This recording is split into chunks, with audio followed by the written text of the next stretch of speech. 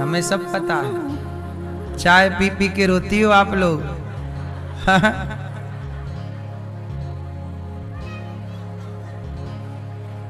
सही है, ऐसा होता है कि नहीं? आदमी मरा पड़ा है, लोग चाय पी रहे हैं।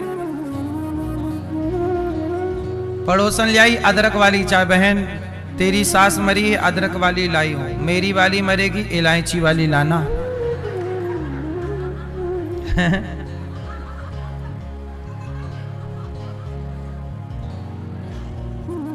तो ये भी एक व्यवहार है कि तेरी सास के मरने में हम चाय देने आएंगे, हमारी सास मरेगी तो ये व्यवहार चल रहा।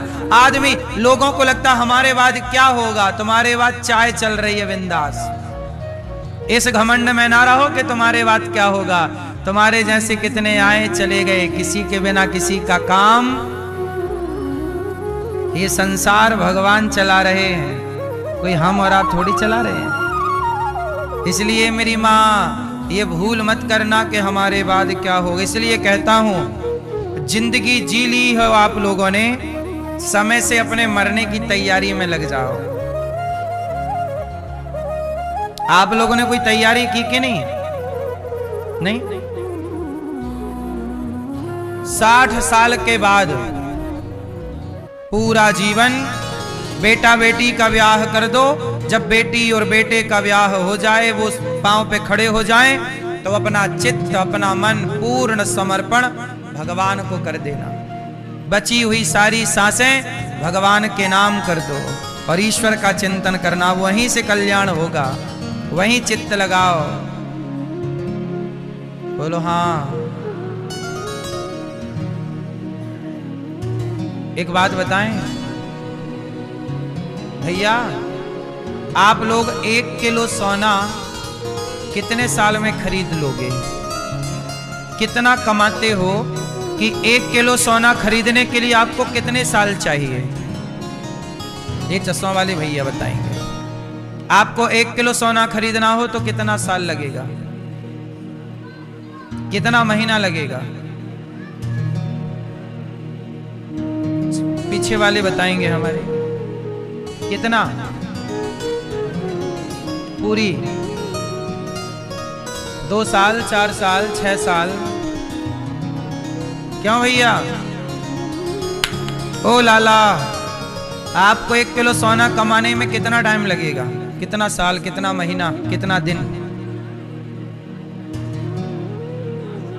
50 साल।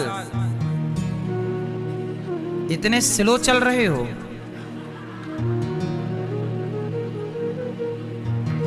सुनो, शोर ना करो, जो समझा रहे हैं वो समझो। 1 किलो सोना कमाने में आपके, इन भैया ने बताया 50 साल लगेंगे। किसी की कमाई अच्छी होगी तो वो 10 साल में भी कमा सकता है, किसी की कमाई अच्छी है तो वो 1 साल में भी, और किसी की कमाई और बढ़िया है तो 1 महीने में भी और 1 दिन में भी कमा सकते हैं लोग। ऐसे लोग भी हैं जो 1 दिन में 2-4 करोड़ रुपया कमा लेते हैं। ऐसे लोग भी धरती पे पड़े हैं। तो एक बात बताओ, 1 किलो सोना कमाने के लिए कितना समय चाहिए? भैया के हिसाब से 50 साल। फिर भी मैं 10 साल मोटा मोटा हिसाब कर लूं।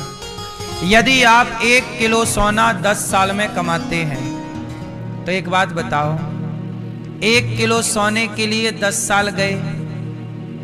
अब मुझे एक बात बताओ कि 10 किलो सोने से क्या आप 1 साल खरीद सकते हैं? 1 किलो सोना कमाने में 10 साल चाहिए लगभग। आपकी ठीक ठाक कमाई है तो 1 किलो सोना कमाने में 10 साल चाहिए। तो क्या 10 किलो सोने से आप 1 साल खरीद सकते हो? तो 20 किलो सोने से 1 माह खरीद सकते हो? तो क्या 100 किलो सोने से 1 दिन खरीद सकते हो? कि यमराज जी 100 किलो सोना ले लो और 1 दिन की जिंदगी वापस दे दो। हमारे टाटा जी, जिनके पास हजारों करोड़ की दौलत थी, वो चाहते तो 2-4 साल खरीद लेते, लेकिन उन्हें भी 1 मिनट ना मिला।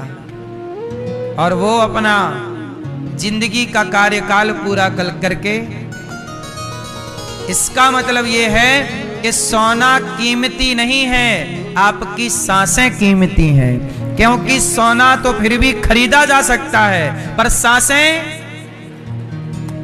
कोई धरती पे पैसे वाला नहीं जो सांसें खरीद के दिखा सके। सोना खरीदने वाले बहुत हैं,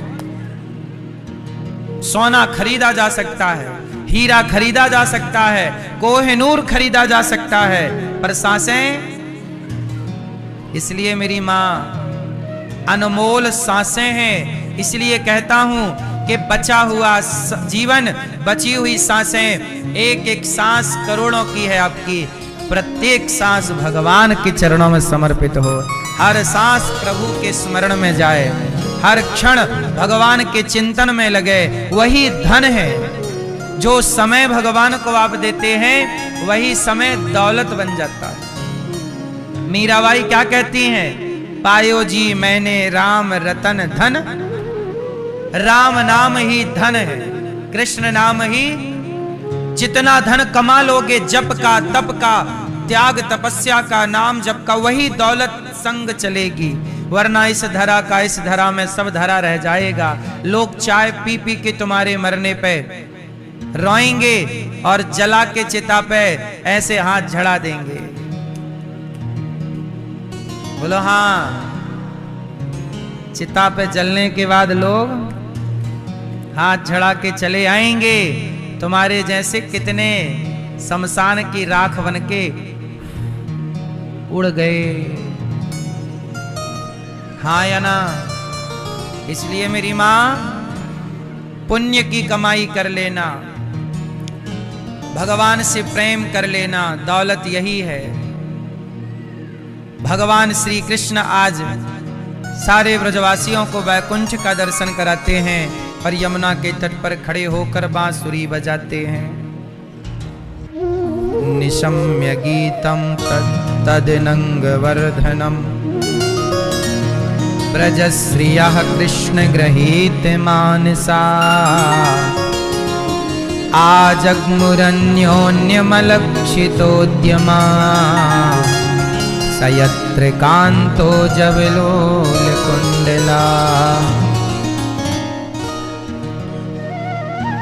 निशम्य गीतम तदनंगवर्धनम ब्रजश्रियः कृष्ण गृहीत मानसा। निशम्य गीतम तदनंगवर्धनम।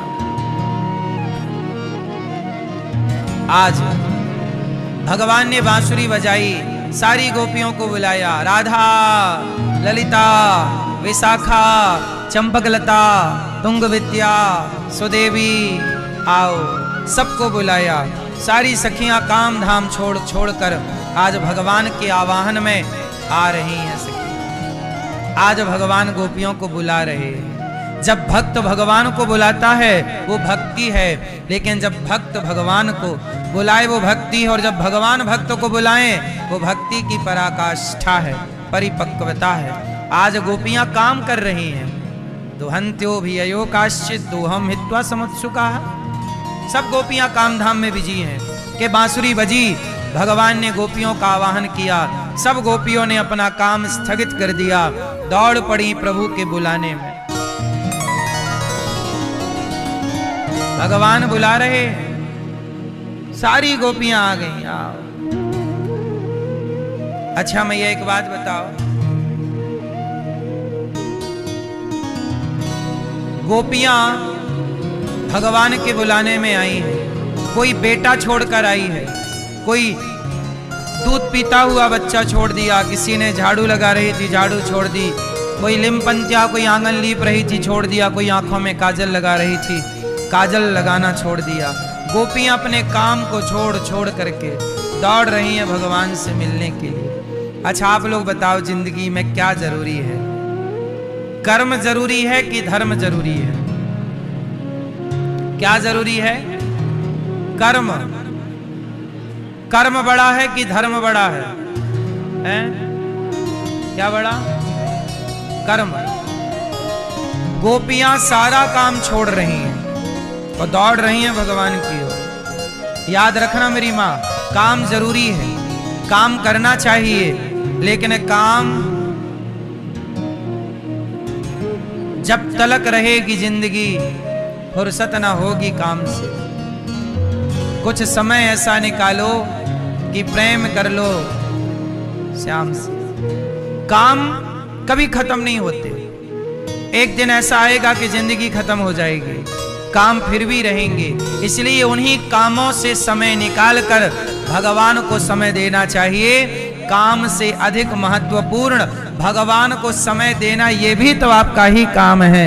ये श्रेष्ठ काम है, ये श्रेष्ठ कर्म है। भगवान को टाइम देना, सत्संग करना, नाम जप करना, कीर्तन करना, बच्चों को संस्कार देना, क्या ये आपके काम नहीं है? सारी गोपियां आ गईं भगवान के लिए।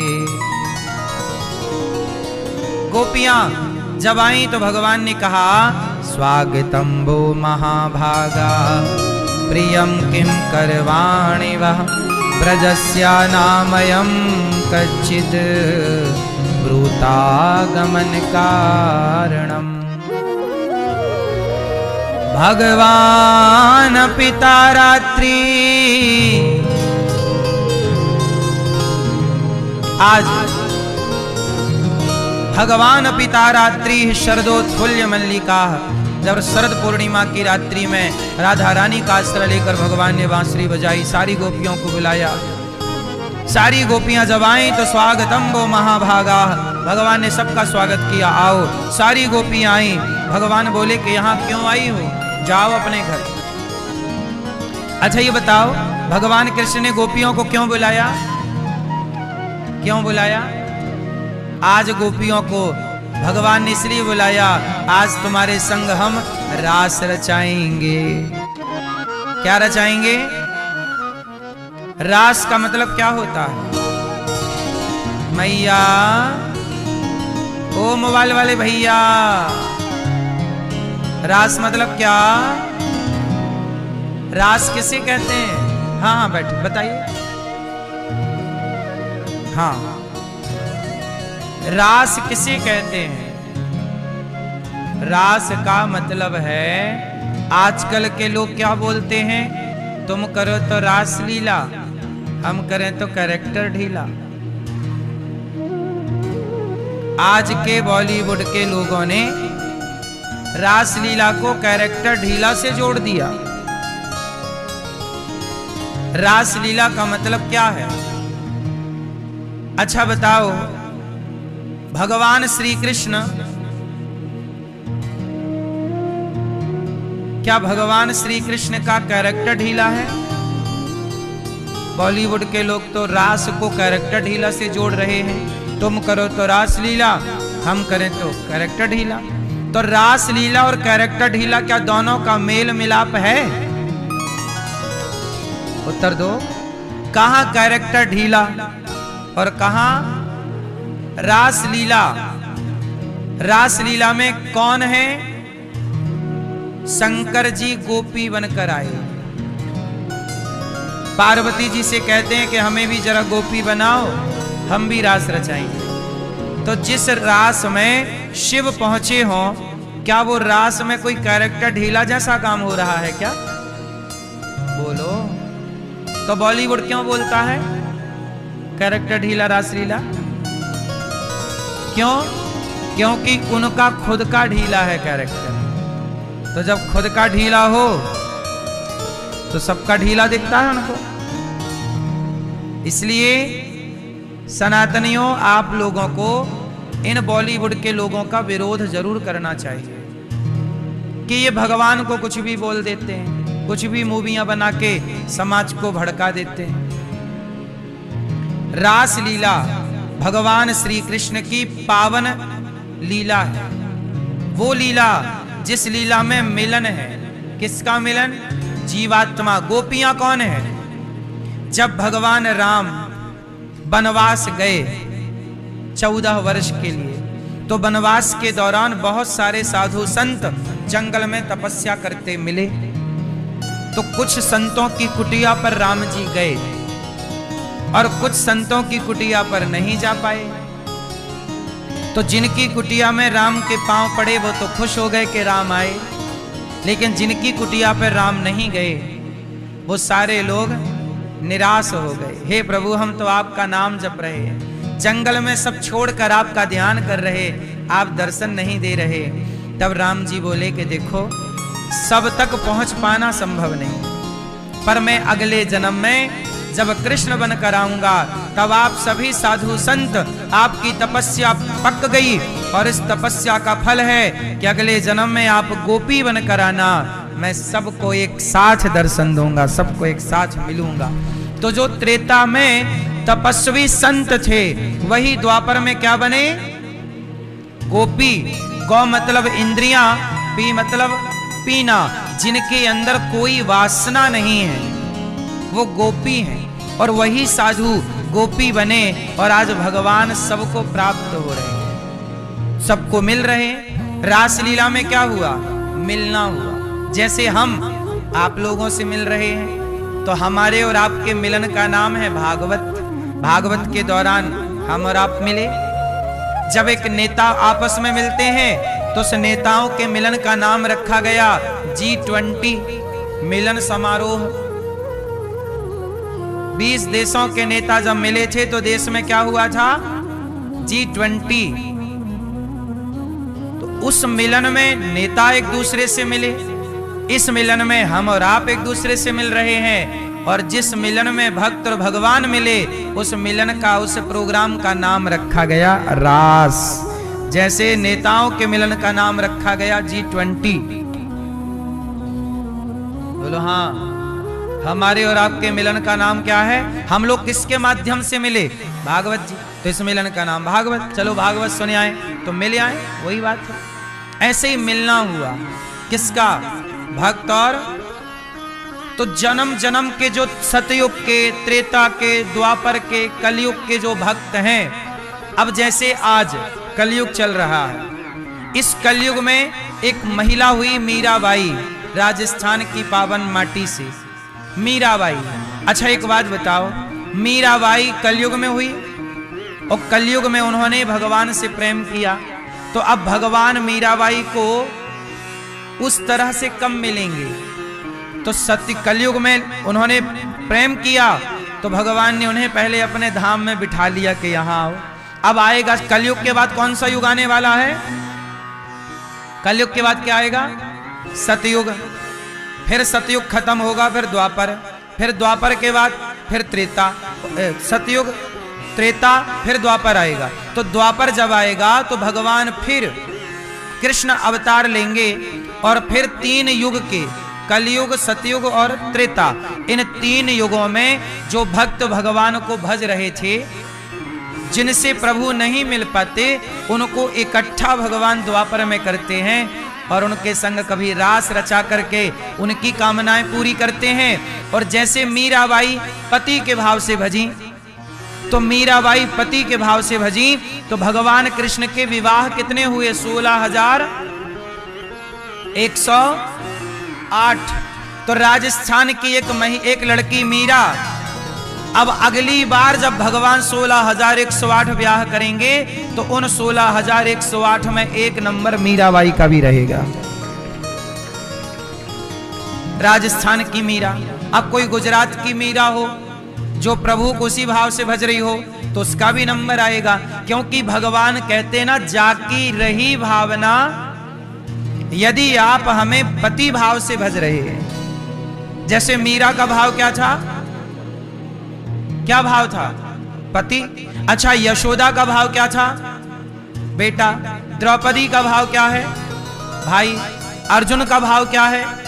सखा, मित्र।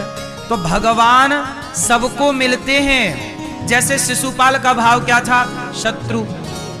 यदि आप शत्रु के भाव से भजते हैं तो वो शत्रु के भाव से मिलेंगे, मित्र के भाव से भजते हो तो मित्र मिलेंगे, भाई के भाव से भजते हो तो अगले बार किसी लीला में आपको सुभद्रा बना देंगे भगवान, तो मेरी बहन बन जाओ। तो आप यदि पति भाव से भजती हो तो भगवान तो पति रूप में ही मिलेंगे ना।